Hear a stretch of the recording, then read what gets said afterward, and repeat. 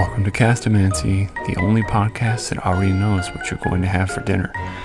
And you might want to rethink that. That's pretty gross. Coming up on this episode, we're taking a look at Napoleon's Oraculum, which sounds really extraordinary, but maybe it's not so crazy. We're going to ask it very important questions like, shall I discover the truth about Bigfoot? Will this podcast be wildly successful? Will Tesla stock bring back some sick gains? And how's the week ahead looking? So grab your room bag, shuffle your deck. It's time for Castomancy. Alright everybody, welcome, settle in. Like I said before, this episode we're talking about Napoleon's Oraculum, which really has a very cool title to it. I'm sure you're all aware of who Napoleon was. He was a French warlord who did a lot of fighting and became famous for it. And, you know, most people don't know this, but he was actually normal size. He wasn't a tiny guy. That's just some garbage. But I am pretty sure he had hemorrhoids, so if you want to pick on him for something, there you go. So technically the full title of this oracle is Napoleon's Oraculum and Dream Book, containing the great oracle of human destiny, which is a very grandiose title. The book, honestly, is not that big, but we'll get into it. First, a little bit of history about this oracle. These days, it is rather obscure. I don't think too many people are familiar with this. But it was actually really popular in the early 19th century, even up to the 20th century. So a little bit of story about the lore behind this oracle. Napoleon was said to have consulted it quite regularly. It was a very important book to him. I guess he would make very important decisions with it even. There was a quote that I found where it says, "It is said to have formed a stimulus to his most speculative and successful enterprises." So not only did he consult it often, it was actually responsible for his biggest successes. And so Napoleon was using this thing all the time, but apparently in 1813, Napoleon was forced to retreat from a battle. And I don't remember which battle that was, but it was somewhere. So it didn't work out, and he had to run away. And apparently in his haste, he dropped his oracle, which is really, really terrible. So some Prussian officer found it and picked it up, and somehow he knew it was Napoleon's. I guess Napoleon wrote in it that it was his secret magic journal and nobody should look at it. But the Prussian had no respect for Napoleon, so he picked it up and took it. And then somehow they found, there's some kind of history behind it where Napoleon found it. And I guess there was a French military expedition in 1801 into the tombs of Egypt. And that's where they found the original form of this book. And when they brought it back, Napoleon had it translated by the best German linguist of the time, and then kept it as a personal oracle ever since. That's really probably a bunch of bullshit. The Rosetta Stone breakthrough didn't happen until 1820, and he's rocking this book in at least 1801. So it's very unlikely that any of that's true, but it is a neat story, and it does add some oomph to the lore. You'll find that a lot with divination methods. There's a lot of lore and story behind it to make it feel really, really, really important, which is probably important to the process, because it wouldn't feel fun if somebody just said, no, I made this up in 19 whatever year, 18 something, 1800s. No, we just made it up. No, it's much cooler if Napoleon found it in an Egyptian tomb. So anyways, like I said, it did become really popular in the 19th century, and it's probably based on another book called the Oraculum or Futurities Mirror, which was published in London in 1825. So the dates are all around the same time, as you can see, but the original book was probably the Oraculum, which was very similar, and we'll get into the method. The method was a little different in the Oraculum, but the system is basically the same.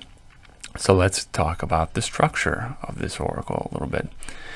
The book itself is really, the bulk of the book that it comes in is primarily dream interpretations. which is interesting if you're into that. There's plenty of that to look into. But the actual core of Napoleon's oracle, it's based on 16 diagrams, we'll call them. They are sets of 4 lines each, and each line is either basically 1 dot or 2 dots. And so in this way, they're going to generate the 16 figures of 4 lines each, 1 dot or 2 dots. When I was first exposed to this, I didn't make this connection, but I have since made this connection where it's really similar to geomancy and the geomantic diagrams. Of course, there's 16 geomantic figures, and they're basically 1 dot or 2 dots and in a series of 4. And interestingly, there are some versions of Napoleon's oracle that use astrological signs, just like geomancy, to get way more depth instead of the basic information you'll find in Napoleon's oracle. So that's really about it. There's 16 diagrams, and we'll get into the usage in a second, but that's it. Those are the things that give you the information. The diagrams are very important. So how do you use this oracle? It's actually really very simple oracle, which is always nice. So to use it, you have to pick a question, and you really don't have any room to come up with your own questions, unfortunately. There's a list of 16 questions in this book, and I'll read them to you quick because there's not that many. The questions are: shall I obtain my wish? Shall I have success in my undertakings? Shall I gain or lose in my cause? Shall I have to live in foreign parts? Will the stranger return? Shall I recover my property? Will my friend be true? Shall I have to travel? Does the person love me and regard me? Will the marriage be prosperous? What sort of wife or husband shall I have? That's a very popular one. If you've ever read any kind of divination for people, you will hear that all the time. Will she have a son or daughter? Will the patient recover? So hopefully your doctor is probably not using this. Will the prisoner be released? Shall I be lucky or unlucky? And what does my dream signify? So those are the 16 questions in the oracle, and some of them are pretty. They're broad enough, or you could apply quite a few situations to them. But overall, you really can't pick anything beyond those questions because they're important and how you use the oracle. So pick one of those questions, and then we're going to get a piece of paper and a pen and make some dots. You just randomly make dots. You make 4 rows of dots. Don't count, just make a bunch of dots, go to the next row, make a bunch of other dots, next row, more dots, next row, more dots, until you have 4 rows of a random number of dots that you've made. When you're done making those rows of dots, you're going to count them, count each row by itself, and see if that row is even or odd. That's it. And then do that for all the rows. You're going to have an even or odd number for each row. Even dots, or even numbers, are 2 dots, and odd dots are 1 dot, right? So that's it. So when you get your dots, and then you get your even or odd numbers, you will have 4 rows of either 1 dot or 2 dots, and that's it. Those are the figures. Those are the 16 figures that you'll look up. And then in the book, there's a chart. On the top row, there are the 16 figures, the 4 rows of dots. And then you will compare those to the column on the left where all of the questions are, and there's 16 questions. So what's neat, and I'll talk about this a little bit later, but I think it'd be cool to compare this to the geomantic interpretations of these as well, but we'll talk about that later. So anyways, you compare your question to the to the Napoleonic figure, and then you will get a letter. You turn to the letter page in your book, and then you go find the diagram again that you have, the figure, and then you have your answer. So it's really easy. You just make some dots, you look it up in a chart, you find the page, you find your answer. Pretty straightforward. It's a 16 by 16 chart. I think if I can do the math right, and I usually can't, there should be 256 possible answers. And there is one caveat in the book, in the instructions. It says, do not ask the same question twice in one day. That's not unusual for divination methods. Usually you're not supposed to spam the oracle with the same question, especially if you don't get the answer you like. You're just supposed to kind of take it and maybe ask again later after things have changed a bit. So that's it. With that said, we're ready to get running. So let's take this thing for a spin and see how it goes.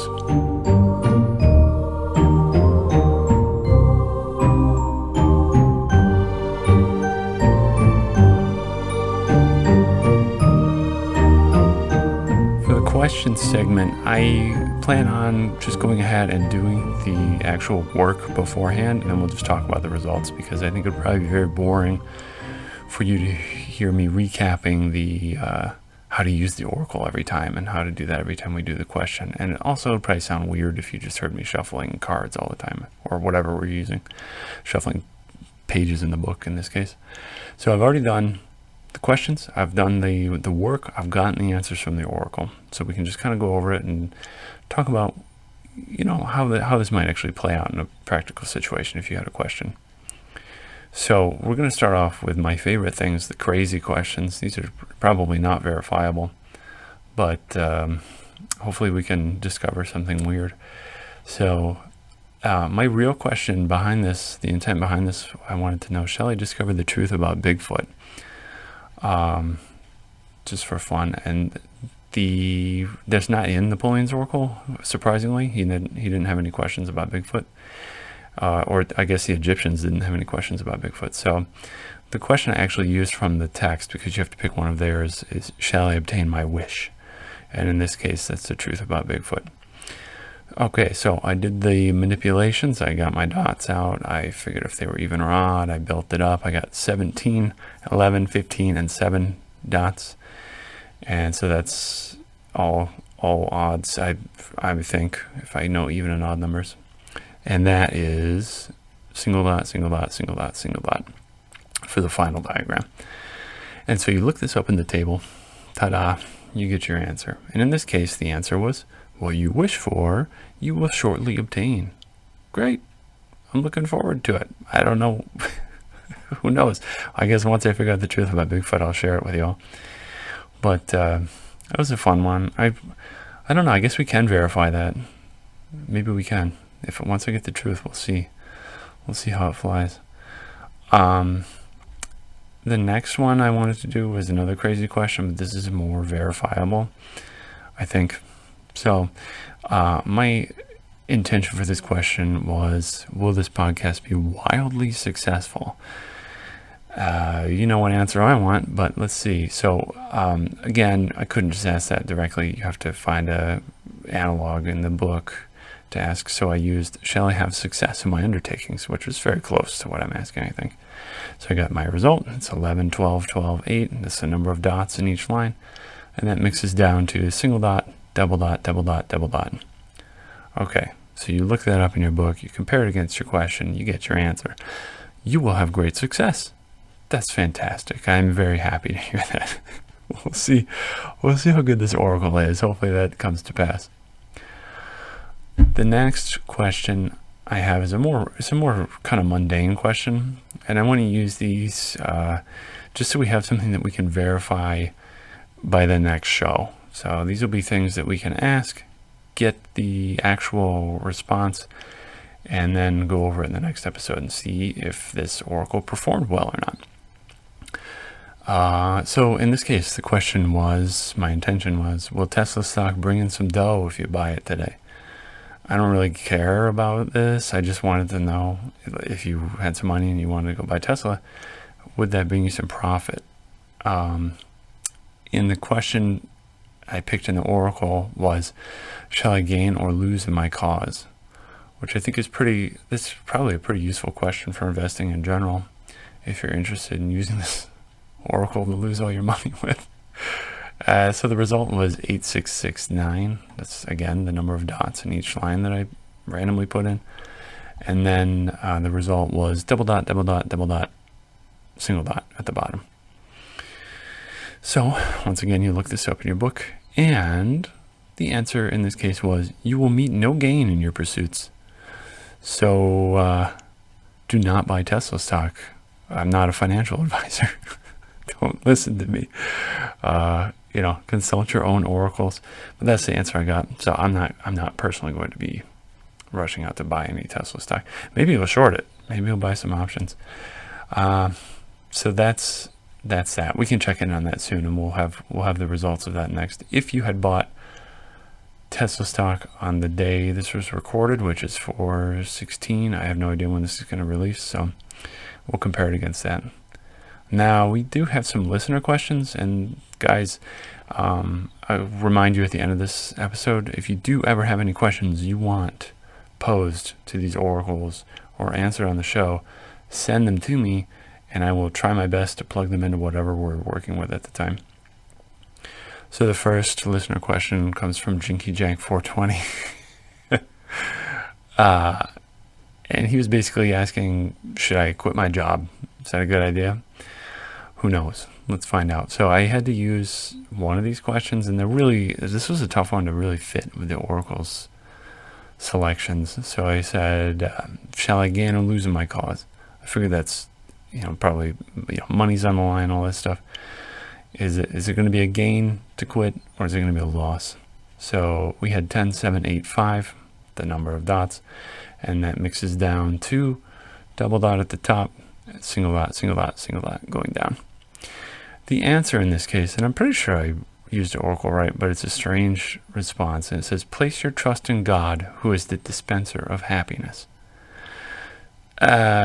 It's really kind of ambiguous, because we were looking for a yes or no. We had a gain or lose in the question, but it didn't really tell us, yeah, it's good, you're going to get a lot out of it, or no, you're going to lose so much. It just says, place your trust in God. Okay, great. So, there's your answer. There's the short, there's the short answer. I don't know. I guess it's kind of a nice message. Just trust in divine providence and kind of listen to that voice and see where that takes you, I guess. It really doesn't say yes or no. So you're going to have to make that choice on your own. Sorry, that's what it is. Next question. Two Wheels asks, will the Northeast USA have a drought this summer?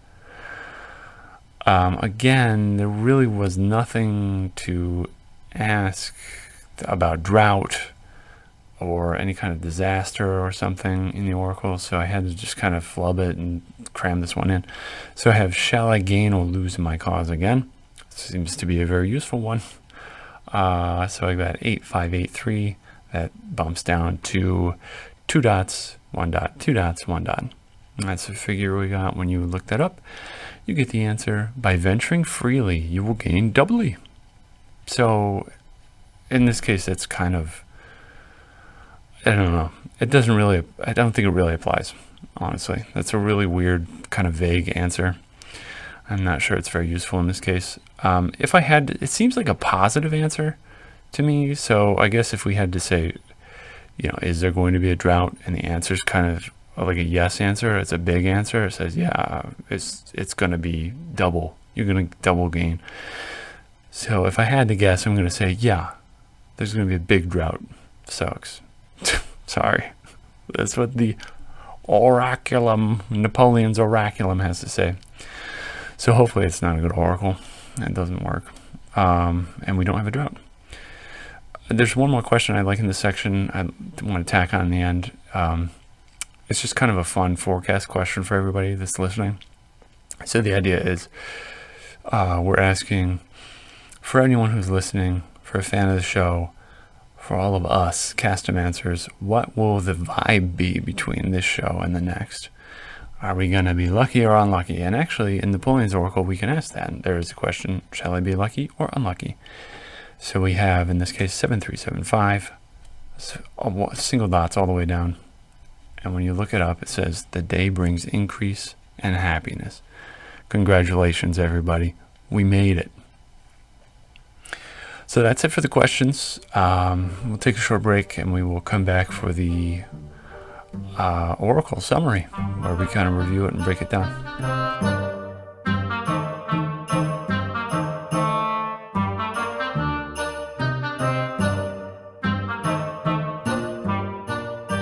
Okay, everybody, welcome back for the review section.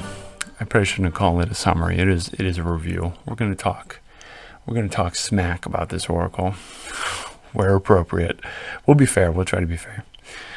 So the categories, let's get in the first one. Ease of use.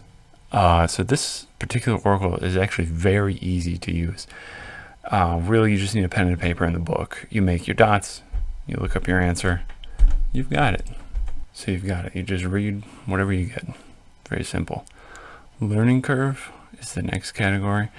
There's almost no learning curve. It's very straightforward. You don't really have to do anything. You read maybe a page of information and you have the right idea.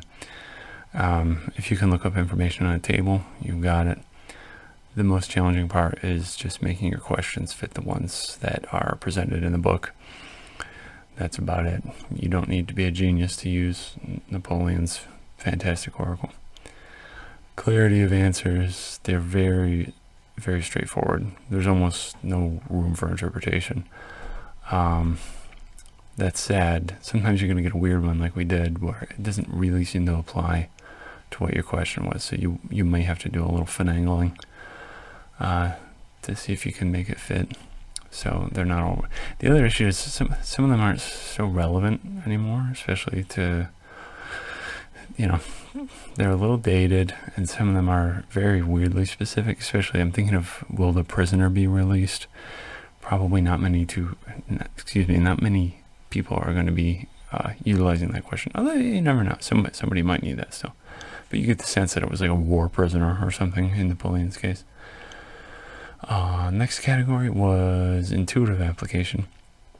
There's almost no intuition needed, as some of these methods rely very heavily on your own personal view on what symbols are approaching you. But in this case, with this oracle, there's almost nothing. You just read the answer. It's very simple. Depth of the system is the next category.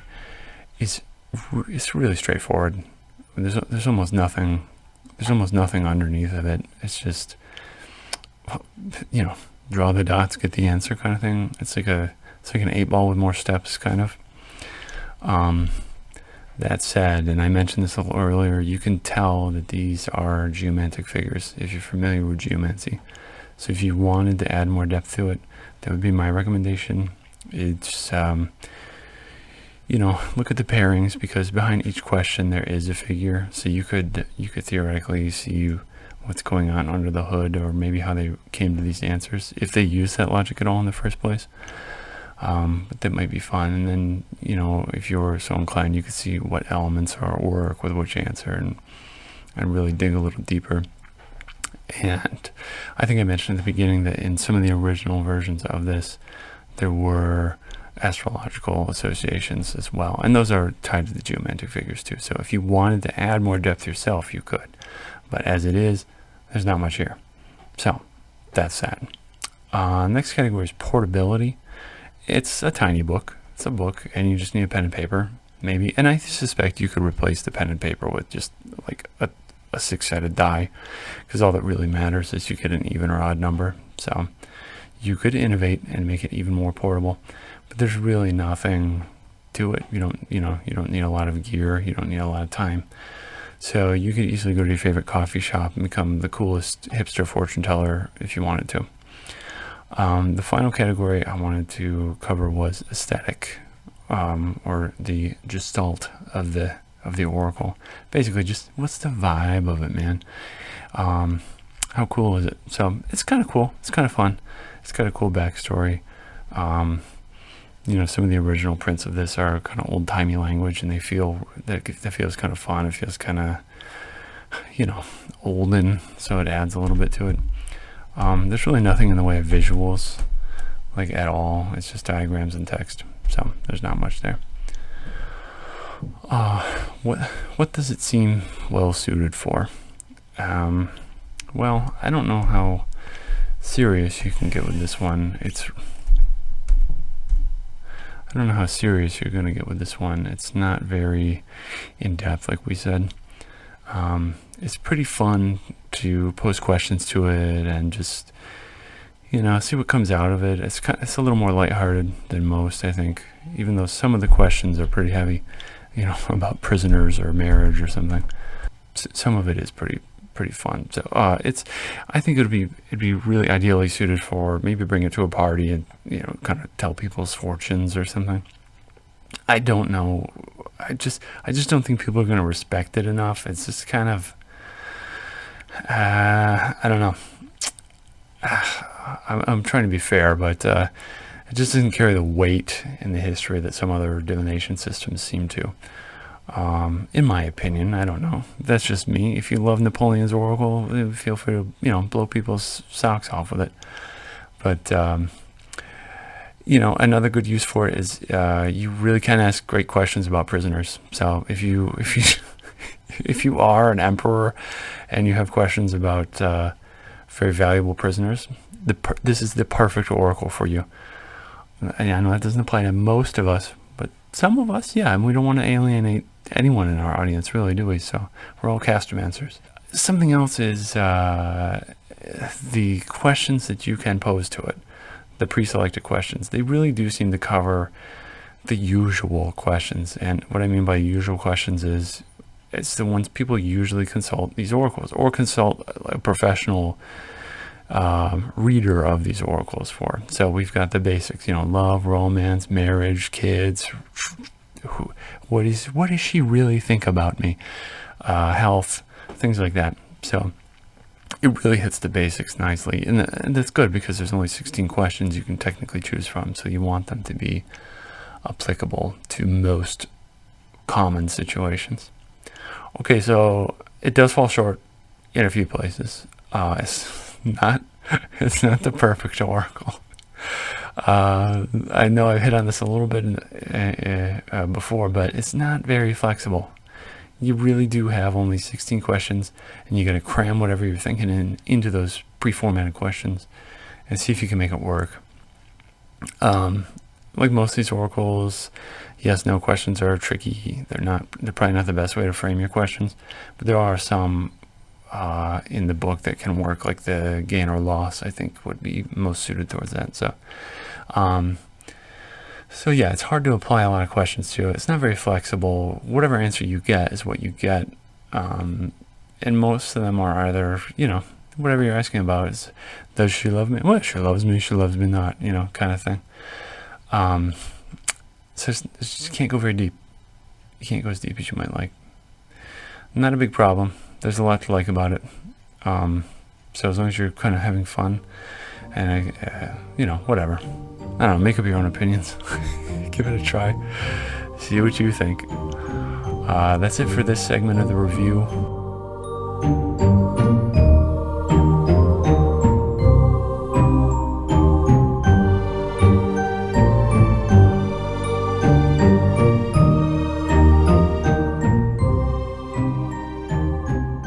And now it's time to wrap things up. So I promise my segues will get better as we go on. Okay, so that's it for this show. Thank you very much for joining us. I hope you were very, very excited to hear me ramble about a really weird old book that's attributed to Napoleon that can tell the future. Next time on Castomancy, we are going to explore the Lenormand and the basic 3-card layout. So we'll touch on what the Lenormand is a little bit, and then we'll try one of the card spreads. We'll also review the questions that we asked this time and see what kind of answers we got and see how well Napoleon's Oracle actually stood up to the test. If you'd like to get your questions answered on the show, please submit them to castomancer@castomancy.com. Wherever you're listening to this podcast, make sure you subscribe. It's really cool. And, of course, you'll get new episodes whenever they should arrive to you. You can find us on Facebook. There's a Facebook page. And, of course, castomancy.com. Thank you very much for listening, Castomancers. We'll catch you on the next episode.